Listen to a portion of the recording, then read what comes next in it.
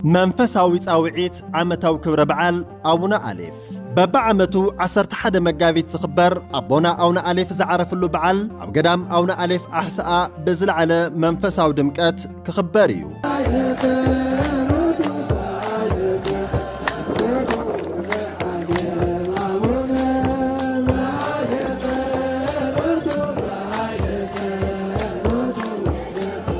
ገዳም አቡነ አሌፍ ካብ ከተማ ዓድዋ ኣስታት 50 ኪሎ ሜትር ብምጉዓዝ ኣብ ወረዳ ኣሕስኣ ጣብያ ኣብነት ዝርከብ ጥንታውን ታሪኻውን ገዳም እዩ። ኣቦና አቡነ አሌፍ ካብቶም ተሰዓቱ ቅዱሳን ሓደ እንትኾኑ ኣብ 50 ክፍለ ዘመን ናብ ኣክሱም ብምምጻእ ገዳማዊ ህይወት ዝጀመሩ ቅዱስ ኣቦ እዮም። ገዳም አቡነ አሌፍ ኣሕስኣ ዝተፈላለዩ ቅርስታት፣ ጥንታዊ ናይ ብራና መጻሕፍቲ፣ ገባሪ ተኣምር ዝኾነ ዓመት ካብ ዓመት ዘይጎድል ማይ ዮርዳኖስ ጸበል ዝርከቦ ኣቦና አቡነ አሌፍ ንልዕሊ 70 ዓመታት ዝጸለየሉ በዓቲ ልዕሊ 1500 ዓመታት ዘቑፀረ ጥንታውን ታሪኻውን ገዳም እዩ። እንሆ ድማ ሎሚ ዓመት ዓመታዊ ክብረ በዓል ኣቦና አቡነ አሌፍ 11 መጋቢት ብፁዓን ሊቃነ ጳጳሳት መንበረ ሰላማን ሊቃውንተ ቤተ ክርስቲያንን ምእመናን ህዝበ ክርስቲያንን ኣብ ዝተረኸብሉ ብዝለዓለ መንፈሳዊ ድምቀት ክኽበር እዩ። ስለ ዝኾነ ድማ ኩልኹም ህዝበ ክርስቲያን ኣብዚ ጥንታውን ታሪኻውን ገዳም ኣቦና አቡነ አሌፍ ተረኺብኩም በረከት ክትቕበሉ ተዓዲምኩም ኣለኹም።